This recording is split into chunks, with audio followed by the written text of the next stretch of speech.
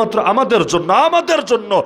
আর কত মায়ের বুক খালি করলে ইহুদিবাদীদেরকে লোকে জঙ্গি বলবে, আর কত মানুষকে শহীদ করলে হিন্দুত্ববাদীদেরকে লোকে জঙ্গি বলবে, আর কত মানুষকে হত্যা করলে এই খ্রিস্টবাদীদেরকে লোকে জঙ্গি বলবে না? বলবে না। সমস্ত গালি একমাত্র আমাদের জন্য বরাদ্দ রাখা হয়েছে, যেন এগুলো আমাদের পৈতৃক সম্পত্তি বটে। অথচ আমাদের প্রথম কেবলাটাও ওদের দখলে, অথচ বাবরি মসজিদ সহ কত মসজিদ ভেঙে সে জায়গায় বিভিন্ন মন্দির এবং বিধর্মীয় উপাসনালয় বানানো হয়েছে। অথচ আমাদের বয়স্কা নারীরা পর্যন্ত, ডক্টর আফিয়া সিদ্দিকা এখনো আমেরিকার জিন্দানখানায় পচে গলে মরছে। অথচ আমাদের আল্লাহকে গালি দেওয়া হচ্ছে, আমাদের নবীকে অপমান করা হচ্ছে, কোরআনকে পর্যন্ত পায়ের তলায় ফেলে পিষ্ট করা হচ্ছে। এরপরও সব গালি মুসলমানের জন্য বরাদ্দ আছে। অথচ আমি চিন্তা করি, মুসলমান যদি আসলে উগ্র হতোই, মুসলমানদের দুশ্মনদের একটা হাড্ডি গুড্ডিও আস্ত থাকার কথা ছিল না। তো মুসলমানদের চাইতে বেশি শান্ত কে আছে? মুসলমানদের চাইতে বেশি ভদ্র কে আছে? মুসলমানের চাইতে বেশি সবরকারী কে আছে? মুসলমানের চাইতে বেশি উদার কে আছে? কিন্তু এরপর ওই যে জোর যার মুল্লুক তার, এমনকি সারা দুনিয়ার মিডিয়াও বিটিভিতে পরিণত হয়ে গেছে। ক্ষমতায় যে থাকবে তার পক্ষেই সাফাই গাবে, আর বাতাবি লেবুর বাম্পার ফলন কেমন হচ্ছে এটা নিয়ে নিউজ হতে থাকবে। এত যে মুসলমান মরে, কয়টা নিউজ আসে আন্তর্জাতিক মিডিয়াতে, কয়জন মানুষ চোখ থেকে পানি ঝরায় এগুলোর জন্যে? কেন? কারণ ওই যে জোর যার মুল্লুক তার সব তাদের হয়েছে। কিন্তু আজ সেই 1400 সাহাবী নাই দুনিয়ার বুকে, যারা মাজলুমের রক্তের বদলা নেওয়ার জন্য নিজের বুকের বাজি লাগায় দিবে। এজন্য দেখেন না, আরে কাফের রাষ্ট্র বাদ দেন, এক একটা মুসলিম রাষ্ট্রে পর্যন্ত কিভাবে আমাদের ভাইদেরকে একের পর এক হত্যা করা হচ্ছে। আজকে আপনি স্বাধীনতা দিবস উদযাপন করবেন, আরে স্বাধীনতা শুধু ভৌগোলিক মুক্তি আসলেই তো স্বাধীনতা হয় না। খালি দেশটা অন্যদের হাত থেকে, বিদেশিদের হাত থেকে মুক্ত হলেই শুধু স্বাধীনতা হয় না। আজও পর্যন্ত এই দেশে 4 কোটি মানুষ দারিদ্র সীমার নিচে আছে। আজও এই বাংলাদেশে অন্তত 4 কোটি মানুষ দারিদ্র সীমার নিচে আছে। অর্থনৈতিক মুক্তি যদি না আসে, মানুষ বিজয় আনন্দে মাতবে কিভাবে? আজও পর্যন্ত এই দেশে কি হারে খুনোখুনি হচ্ছে। আরে হাসিনা যাওয়ার পর গত 1.5 বছরে কত মায়ের বুক খালি করা হয়েছে, কত প্রতিবাদী কণ্ঠস্বরকে থামানো হয়েছে। এমনকি আরে যারা পুরো দেশে পরিচিত এই রকম মানুষদেরকে পর্যন্ত টার্গেট করে করে শুট করা হচ্ছে। এই ওসমান হাদি এত প্রসিদ্ধ হওয়ার পর তাকে যদি দিনে দুপুরে টার্গেট করে এভাবে কিল করতে পারে, তাহলে 2 দিন আগে পরে আমাকে, আপনাকে, সবাইকে টার্গেট করবেন আর কি গ্যারান্টি আছে? আরে কোন আনন্দে মাতবো আমি যদি আমার মায়ের বুকে খালি থাকে? কোন আনন্দে মাতবো আমি যদি আমার বোনদের চোখ থেকে পানি ঝরতে থাকে? কোন আনন্দে মাতবো আমি যদি শহীদদের ছোট ছোট বাচ্চাগুলো আজকের দিনও চোখ থেকে পানি ঝরাতে থাকে? কিসের আনন্দ? এক মুসলমানের বিপদে আরেক মুসলমান আনন্দ করবে কিভাবে? যতদিন পর্যন্ত আমাদের জানের নিরাপত্তা না আসবে, যতদিন পর্যন্ত আমাদের মালের নিরাপত্তা না আসবে, যতদিন পর্যন্ত আল্লাহ এবং তার রাসূলের ইজ্জত সুরক্ষিত না হবে, ততদিন পর্যন্ত মুসলমানকে চূড়ান্ত বিজয়ের জন্য লড়াই চালিয়ে যেতে হবেই হবে। থেমে থাকার সুযোগ কোথায়? প্রথম স্বাধীনতা তো এসেছিল 1947-এ, 1947-এ, তাই না? দাদাকে অস্বীকার করলে তো আবার বাপের দাম থাকে না, তাই না? দাদাকে অস্বীকার করলে তো আর বাপের দাম থাকে না। প্রথম দিনই এই দেশ হঠাৎ করে স্বাধীন হয়েছে এমন তো না, পুরোটা তো ছিল ব্রিটিশ ইন্ডিয়া, তাই না? পুরোটা তো ছিল ব্রিটিশ ইন্ডিয়া। 190 বছর পর্যন্ত ব্রিটিশরা শাসন করলো আমাদেরকে, লম্বা টাইম ইস্ট ইন্ডিয়া কোম্পানি। এরপর সরাসরি ব্রিটিশ রাজা আর রানী দীর্ঘকাল পর্যন্ত আমাদেরকে শাসন করলো। এরপর 1947-এ আমাদের বাপদাদারা, আমাদের পূর্বপুরুষরাই তো স্বাধীনতা অর্জনের চেষ্টা করলো। ওই সময় দিলের মধ্যে একটা স্বপ্ন ছিল যে এক সময় 190 বছর আগের কথা, ব্রিটিশ আসার আগে এই অঞ্চল তো ইসলামী রাষ্ট্রই ছিল না। গোটা ইন্ডিয়ার ইতিহাস দেখলে 800 বছর মুসলমানদের শাসন ছিল। এমনকি বাংলার ইতিহাসও যদি দেখি অন্তত 505 বছর মুসলমানদের শাসন ছিল। 1252-তে ইখতিয়ারউদ্দিন মোহাম্মদ বখতিয়ার খলজির বিজয়ের মাধ্যমে সেই যে ইসলামের বিজয়ের সূচনা হলো, অবশেষে নবাব সিরাজউদ্দৌলার যে পতন হলো 1757-তে, এ পর্যন্ত তো পুরো টাইম সবসময় খুব ভালো ভালো শাসক ছিল, ওই দাবি আমি করব না। হাতের 5 আঙ্গুল যেমন সমান হয় না, ওই সব শাসকও সমান হবে এই দাবি কোনো কোনো পাগলেও করবে না, কিন্তু কম হোক বেশি হোক অন্তত ইসলামী শাসন, মুসলমানের শাসন 505 বছর পর্যন্ত ছিল নাকি ছিল না? ছিল। এরপর ব্রিটিশরা এসে আমাদের স্বাধীনতা কেড়ে নিল। যখন ওরা চলেই যাবে, আগে যেমন ইসলামী ছিল পরেও আবার ইসলামী হবে, এটাই তো যুক্তির দাবি ছিল। ওরা যেখানে এসে হামলা চালিয়েছিল যাওয়ার সময় সেভাবে দেওয়া যাবে, এটাই তো যুক্তির দাবি ছিল। যদি আপনার গাড়িতে কেউ অ্যাক্সিডেন্ট ঘটায় দেয়, কেউ নিজের গাড়ি দিয়ে আপনার গাড়িতে মেরে দিল, আপনি কি বলবেন? আপনি বলবেন আগে যেমন ছিল তেমন বানানোর ব্যবস্থা করো। এটাই তো যুক্তির কথা। নাকি সমাধান এটা হবে তুই একদিক দিয়ে ভাঙছস আরেক দিক দিয়েও ভাঙ্গা ভাঙনের পরিমাণ বাড়ায় দেওয়া যায় না? এটা তো কোনো সমাধান না, এটা সমাধান না। বরং আগে যেমন ছিল তেমন করে দে। এখন টাকা দিয়া যাবি না কাজ করায় দেওয়া যাবি এটা তোর ব্যাপার, কিন্তু আমার গাড়ি যেমন ছিল তেমন তোকে ফিরায় দিতে হবে, না হলে তোর সাথে বোঝাপড়া আছে। এমন হয় নাকি হয় না? তাহলে এই অঞ্চল 505 বছর আর গোটা অঞ্চল দেখলে 800 বছর ইসলামের শাসন ছিল, ভালো কথা। তাহলে এবার তোমরা চলে যাবা, যেমন ছিল যাদের হাতে ছিল তেমনই ফিরায় দিয়া যাও না, কিন্তু দিয়ে গেল না। কিন্তু অনেকে স্বপ্ন দেখলো। যাই হোক, আমরা অন্তত এবার একটু মুক্তির চেষ্টা করি। ব্রিটিশ এসে ডিভাইড অ্যান্ড রুলের যে পলিসি প্রয়োগ করেছে, এই অঞ্চলের মানুষদেরকে আপোষে লাগিয়ে দিয়েছে। এক দল আরেক দলের বিরুদ্ধে বিভিন্নভাবে রক্তাক্ত সংগ্রামে জড়িয়েছে, সব বাদ দিয়ে অফ করেন। এবার আমরা ইসলামের মুক্তি আনার চেষ্টা করি। তো 47-এর যে স্বাধীনতা হলো, ওই স্বাধীনতায় আমাদের পূর্বপুরুষদের অবদান ছিল নাকি ছিল না? আরে ছিল নাকি ছিল না? অবশ্যই ছিল। পাকিস্তানকে মতলব কিয়া লা ইলাহা ইল্লাল্লাহ এই স্লোগান দিয়ে দিয়ে আন্দোলন করেছিল। স্লোগানের ভাষা কি? পাকিস্তানকে মতলব কিয়া লা ইলাহা ইল্লাল্লাহ। এমনকি 6 লক্ষ মানুষ জান দিয়ে দিয়েছিল, একজন দুজন না, 6 লাখ। বুঝেন? 6 লাখ বুঝেন? 6 লাখ মানুষ শাহাদাত বরণ করেছিল একটা মুক্তির জন্য, একটা স্বাধীনতার জন্য। কিন্তু দেশ তো স্বাধীন হলো, তাদের স্বপ্নগুলো দুঃস্বপ্নে পরিণত হলো। তারা দেখলো হায় রে কিসের জন্য রক্ত দিলাম, হায় রে কিসের জন্য নারীরা ধর্ষণ হলো, কিসের জন্য এত রক্ত ঝরলো, এত কোরবানি গেল। সেই লা ইলাহা ইল্লাল্লাহ স্বপ্ন তার পূরণ হচ্ছে না। এমনকি লা ইলাহা ইল্লাল্লাহ রাখেনি না, ইনসাফই তো কায়েম হচ্ছে না, সাম্যই তো প্রতিষ্ঠা হচ্ছে না। যতদিন যাচ্ছে শোষণ বাড়ছে, বৈষম্য বাড়ছে, জুলুম বাড়ছে। ওই সময় লোকেরা চিন্তা করলো আমাদেরকে আরেকটা মুক্তির লড়াই করতে হবে, আরেকটা মুক্তির লড়াই করতে হবে। অবশেষে আসলো 1971। অবশেষে আসলো 1971। পতাকা আলাদা হলো, রাষ্ট্র আলাদা হলো, নাম আলাদা হলো, সরকার আলাদা হলো, সব আলাদা হলো। মানুষ ভাবলো এবার অন্তত মুক্তি আসবে, এবার অন্তত মুক্তি আসবে। এই স্বপ্ন দুঃস্বপ্ন হতে বেশি দিন লাগলো না, এই স্বপ্ন দুঃস্বপ্ন হতে বেশি দিন লাগলো না। দেশ স্বাধীনের পরে সেই যে জুলুম শুরু হলো, কত মাদ্রাসা বন্ধ করা হলো, আরও কি হলো না হলো সেই আলাপে আমি আর যাব না। এগুলো কম বেশি ইতিহাস যারা পড়েছেন অন্ধের মতো না, বুঝে শুনে কম বেশি জানা আছে। এরপর সর্বশেষ এসে আরেকটা মুক্তির লড়াই হলো এখন থেকে বছরখানেক আগে, যখন দেখলো আরে এখন তো আলেম ওলামাদেরকেও বাইরে রাখা হচ্ছে না, তাদেরকে পর্যন্ত জেলে নির্মমভাবে ফেলে রাখা হচ্ছে, কাউকে কাউকে জেলে লাশে পরিণত করা হচ্ছে। এভাবে তো চলতে পারে না, এত জুলুম তো সয়ে নেওয়া যায় না। আর কত গুম, আর কত আয়না ঘর, আর কত ক্রস ফায়ার, আর কত নির্যাতন। এক পর্যায়ে মানুষ আবার জাগলো, আবার আন্দোলন করলো। মানুষ ভাবলো এবার অন্তত মুক্তি আসবে, এবার অন্তত শান্তি আসবে, এবার অন্তত নিরাপত্তা আসবে। 1 বছর যেতে না যেতে মানুষের স্বপ্ন আবারও দুঃস্বপ্নে পরিণত হলো। মানুষ বুঝলো না, এখনো আমাদের চূড়ান্ত বিজয় অনেক দেরি আছে। বাস্তব নাকি অবাস্তব? নতুন করে ওসমান হাদিরা গুলি খাবে এজন্য তো মানুষ আন্দোলন করে নাই, নতুন করে ওয়াজ মাহফিলে পর্যন্ত বাধা দেবে এজন্য তো মানুষ আন্দোলন করে নাই, পুরো দেশটা চাঁদাবাজি দুর্নীতির অভয়ারণ্য হবে এজন্য তো মানুষ আন্দোলন করে নাই, ঘুষ ছাড়া আগের মতো কাজ করা যাবে না এজন্য তো মানুষ আন্দোলন করে নাই, সুদের নামে খালি বৈষম্য বাড়বে এজন্য তো আন্দোলন করে নাই, গরিব আরও গরিব হতে থাকবে এজন্য তো মানুষ আন্দোলন করে নাই।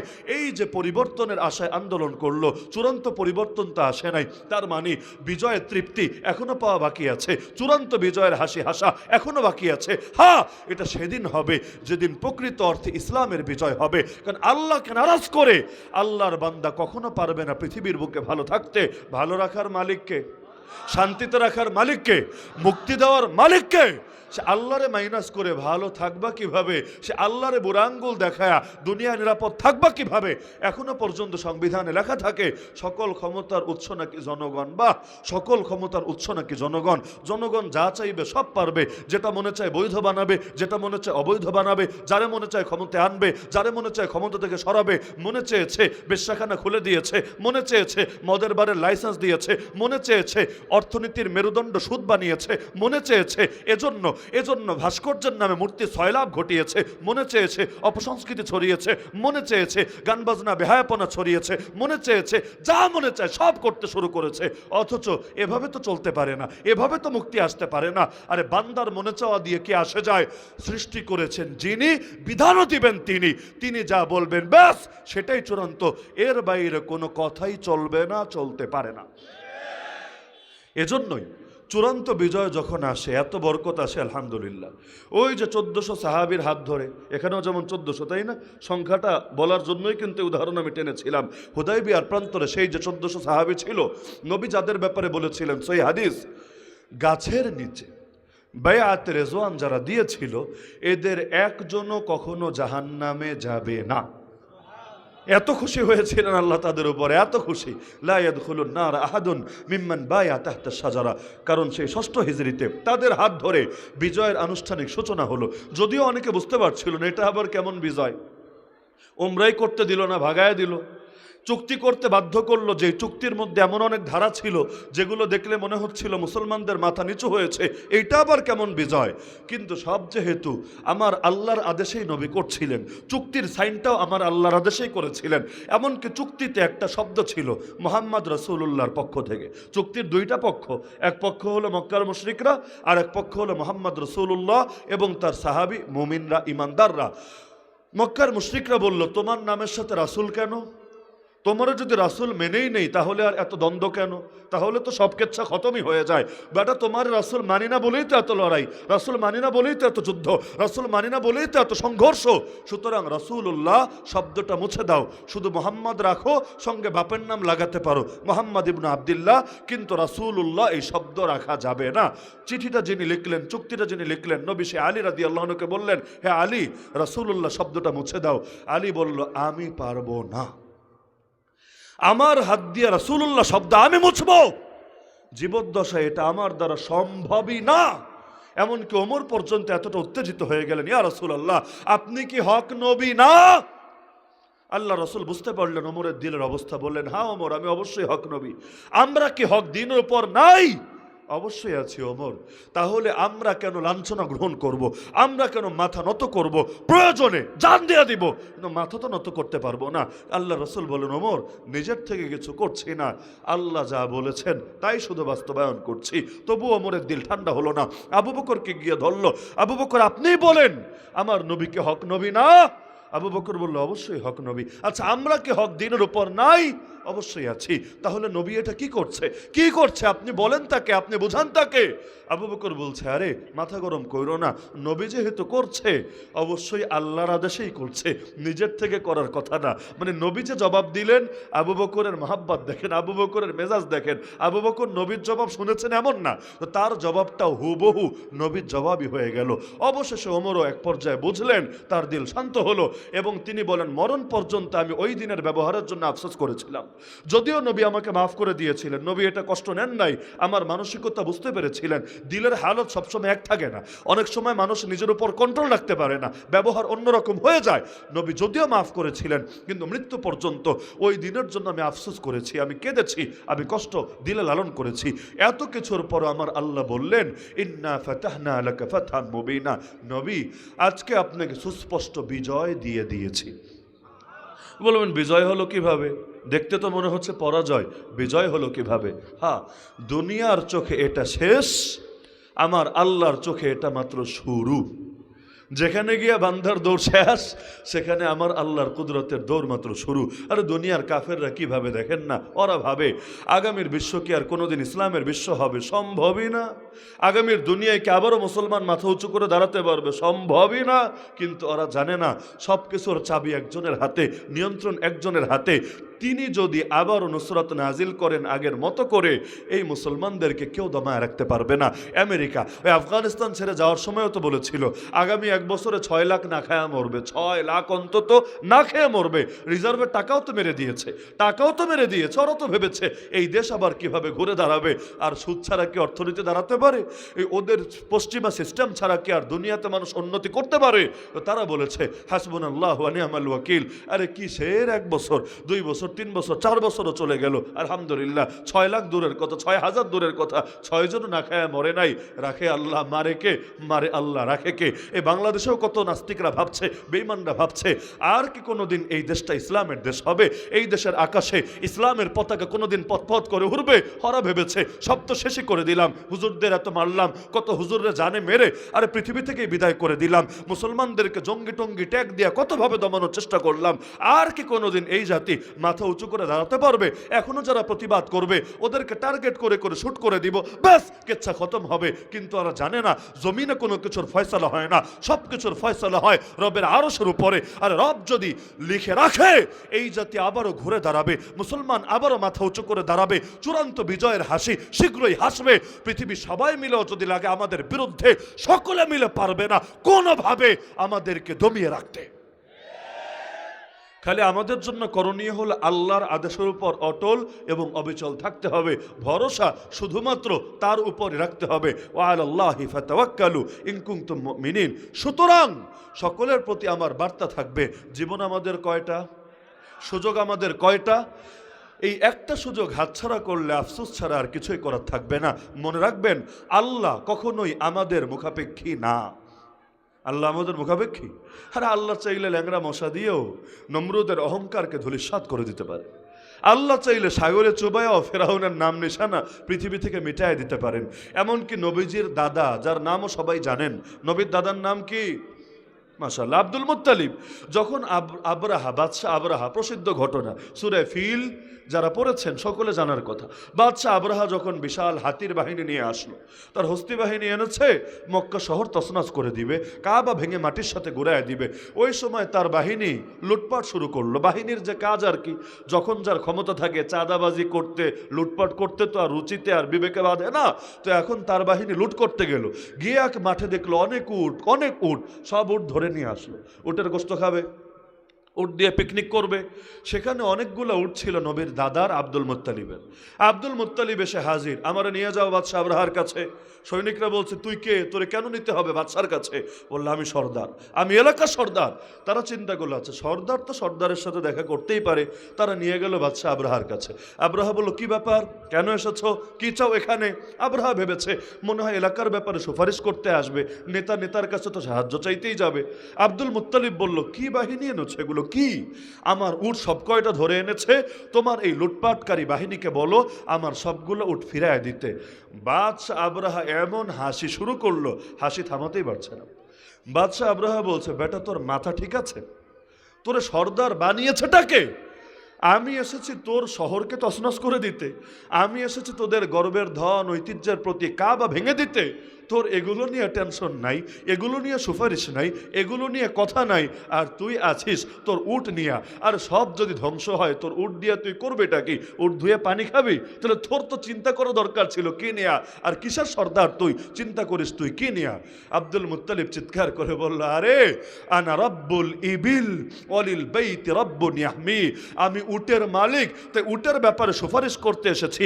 ভাবিস না এই কাবার কোনো মালিক নাই, ভাবিস না এই বাইতুল্লাহর কোনো মালিক নাই। আর আমার উটের উপর আঘাত আসলে আমি যেমন বসে থাকি নাই, কাবার দিকে এগিয়ে দেখ না, কাবার দিকে হাত বাড়ায় দেখ না, কাবার রব থেমে থাকবে না, এমন ভাবে আযাব দিবে তোদের উপরে তোদের নাম নিশানাও বাকি থাকবে না। অবশেষে তাই তো হয়েছে, কোনো বাহিনী লাগে নাই, ব্যাটালিয়ন লাগে নাই, আমার আল্লাহ এমন এক বাহিনী পাঠিয়েছে ওয়ারসালা আলাইহিম তায়রান আবাবিল, ঝাঁকে ঝাঁকে পাঠিয়েছে, যেটাকে আপনারা মজা করে আবাবিল পাখি বলেন। আবাবিল নামে কোনো পাখি নাই, চড়ুই পাখি, টিয়া পাখি, ময়না পাখি, এই টাইপে একটা পাখি আবাবিল পাখি, যেটা লোকে ভাবে না এমন কোনো পাখি নাই। আবাবিল কোনো পাখির নাম না, আবাবিল অর্থ হলো ঝাঁকে ঝাঁকে, ঝাঁকে ঝাঁকে, মানে একটা পাখি এসেছে তা না, ঝাঁকে ঝাঁকে এসেছে, কঙ্কর মেরে মেরে চলে গিয়েছে। এক ঝাঁক এসেছে মেরেছে, আরেক ঝাঁক এসেছে মেরেছে। আমার আল্লাহ পাখিদের ঝাঁক পাঠিয়ে দিয়েছে, পাখিদের ঝাঁক পাঠিয়ে দিয়েছে। কি পাখি আল্লাহই ভালো জানে, আল্লাহ নাম বলেন নাই, আমাদেরও দরকার নাই হুদাই এটা নিয়ে গবেষণায় মত্ত হওয়া যে হুজুর নাম যেহেতু বলে নাই এটা কি কাউয়া ছিল নাকি নাম যেহেতু বলেন নাই এটা টিয়া ময়না ছিল, দরকার নাই গবেষণা, যা ছিল ছিল। কিন্তু পাখি ছিল, আমার আল্লাহ পাখি দিয়ে ওদেরকে নাস্তানাবুদ করে দিলেন জমিন থেকে। তো যেই আল্লাহ পাখি দিয়ে ওদেরকে সাইজ করলেন, বদরের ময়দানে হাজার হাজার ফেরেশতা পাঠিয়ে আবু জাহালদেরকে শেষ করলেন, ওই আল্লাহ আছেন নাকি নাই? আল্লাহু লা ইলাহা ইল্লা হুয়াল হাইয়ুল কাইয়্যুম। আমার আল্লাহ চিরকাল থাকবেন, চিরঞ্জীব তিনি। সেই আল্লাহ যেহেতু ছিলেন, সেই আল্লাহ যেহেতু আছেন, সেই আল্লাহ যেহেতু থাকবেন, আমাদের ভয়ের কি আছে, মাথা নত করার কি আছে? জালেমদের সামনে নিজেদের হৃদয়কে ভেঙে কাপুরুষোচিত আচরণ গ্রহণ করার কি দরকার আছে? সেই আল্লাহই তো বিজয় দিবেন আমাদেরকে, খালি পরীক্ষায় আমাদেরকে এগিয়ে থাকতে হবে। আরে আল্লাহ তো কাউকে না কাউকে দিয়ে বিজয় করবেনই করবেন। আমার মতো সবাই যদি বসে যায়, আল্লাহর দ্বীনের কোনো ক্ষতি হবে না, আল্লাহর দ্বীন এগিয়ে যাবেই যাবে ইনশাআল্লাহ। ইসলাম এগোচ্ছে না? এত মারার পরও মুসলমান কমছে? এত মারার পর ইসলামের সৈনিক কমছে? কমবে না, কমবে না, কারণ আমার আল্লাহ ইসলামকে এগিয়ে নিচ্ছে। তো ইসলাম তো বিজয়ী হবেই হবে, আমাকে নিয়ে হোক আর আমাকে ছাড়া হোক। কিন্তু আমি তো কোনোদিন বিজয়ী হতে পারবো না ইসলাম ছাড়া, আমি তো চরম হারা হেরে যাব ইসলাম ছাড়া। সুতরাং ইসলাম যেহেতু বিজয়ী হবেই, সেই বিজয়ে যদি আমারও কিছু অবদান থাকে, লস হবে না বড় লাভ হবে? তা আজকের বিজয়ের দিনে বিজয়ের বার্তাই দিয়ে গেলাম আমি, আজকের বিজয়ের দিনে বিজয়ের বার্তাই দিয়ে গেলাম আমি। এমনকি বিজয় যদি না হয়, যতই মাহফিল করেন, যতই মাদ্রাসা করেন, যতই মসজিদ করেন, দেখবেন রেজাল্ট খুব অল্প অল্প অল্প পাচ্ছেন। আমার নবীকে মক্কায় দাওয়াত কম দিয়েছিলেন? আরে বলেন না, মক্কায় দাওয়াত কম দিয়েছিলেন? 13 বছর থাকলেন মক্কায়, দাওয়াত তো কম দেন নাই। আবু জাহালের দুয়ারেও তো কম যান নাই, ওদেরকে বোঝাতে তো কোনো চেষ্টায় কমতি রাখেন নাই। কিন্তু কয়জন মুসলমান হয়েছিল? কয়জন? 1000ও না। 13 বছরের সাধনায় 1000 মানুষও মুসলমান হয় নাই। কিন্তু যখন সেই মক্কায় ইসলাম বিজয়ী হলো, এমন কোনো ঘর বাকি রইল না যেই ঘরে কেউ না কেউ কালেমা পড়ে মুসলমান হয় নাই। কেমনে হলো? কেমনে হলো? হ্যাঁ, ইসলাম জিনিসটাই এমন। আরে এখন দেখেন না, বাংলাদেশে সবাই বিপ্লবী সেজে বসে আছে। বিগত সময়ে যারা প্রোফাইল লাল করার সাহসটাও পায় নাই, একটা কমেন্ট করার সাহসও যারা করে নাই, এরাও এখন বড় বড় জুলাই যোদ্ধা, বড় বড় আন্দোলনকারী, বড় বড় ভাব নিয়ে বসে আছে। হচ্ছে নাকি হচ্ছে না? আরে ভুয়া মুক্তিযোদ্ধা যেমন আছে, ভুয়া জুলাই যোদ্ধাও দেশে তৈরি হচ্ছে নাকি হচ্ছে না? বহুত হচ্ছে, বহুত হচ্ছে। কেন? কারণ সুদিনে লোকের অভাব হয় না, দুর্দিনে লোক টর্চলাইট দিয়ে খুঁজে পাওয়া যায় না। ইসলামের যখন সুদিন থাকে, লোকের ভাই অভাব পড়ে না। একদম সাগরের ঢেউয়ের মতো লোক আসতে থাকে, বন্যার পানির মতো লোক আসতে থাকে। এমনকি যারা মুসলমান না, ওরা অনেকে নিজেরা মুসলমান দাবি করে, যেগুলোর মুনাফিক বলে, মুনাফিক আসলে মুসলমান না, তাও মুসলমান দাবি করে সুবিধার জন্য। আর ইসলামের দুর্দিনে টর্চলাইট দিয়ে লোক খুঁজে পাওয়া যায় না। আমরা যখন 2021 জেলে বন্দি, আমি একা শুধু না, বাংলাদেশে 3000-এর বেশি আলেম তালিবুল ইলম যখন জেলে বন্দি, আমাদের নাম নেওয়ার লোক তো খুব বেশি খুঁজে পাওয়া যায়নি। আমাদের নাম নেওয়ার, আমাদের জন্য দোয়া করার লোক তো খুব বেশি খুঁজে পাওয়া যায় নাই। অথচ সুদিনে আলেমরা যখন যায়, তাদেরকে দেখার জন্য লাখ লাখ লোক হাজির হতেও কোনো দ্বিধা নাই। এটাই বাস্তবতা, এটাই বাস্তবতা। সুতরাং যতদিন পর্যন্ত ইসলামের সুদিন আনতে না পারবেন, যতদিন পর্যন্ত ইসলামকে বিজয়ী করতে না পারবেন, মনে রাখেন ইসলামের বিজয় ছাড়া মুসলমানদেরও কোনো বিজয় নাই। বাকি সব বিজয় ছোট বিজয়, আল্লাহর জমিন, আল্লাহর দ্বীনের বিজয় আসল বিজয়, চূড়ান্ত বিজয়। যতদিন পর্যন্ত সেই বিজয় না হবে, দুনিয়াতে সমস্ত মাজলুমের চোখের পানি মুছতে পারবেন না, সমস্ত মানুষকে নিরাপত্তা দিতে পারবেন না, জানমাল ইজ্জত আবরু কিছুই হেফাজত করতে পারবেন না। সুতরাং জীবন যেহেতু একটা, সুযোগ যেহেতু একটা, আমার আজকে শেষ কথা, আজানের যেহেতু সময় হয়েছে, শেষ কথা, ওই একটা সুযোগকে হাতছাড়া করা যাবে না। প্রতিজ্ঞা করেন আল্লাহর সাথে, আয় আল্লাহ, যতদিন পর্যন্ত আমার প্রাণ আছে, সেই প্রাণে স্পন্দন আছে, ধমনীতে রক্ত প্রবাহিত আছে, হকের পক্ষে বাতিলের পক্ষে আমার আমরণ লড়াই আর সংগ্রাম চলবেই চলবে, চলবেই চলবে, চলবেই চলবে ইনশাআল্লাহ।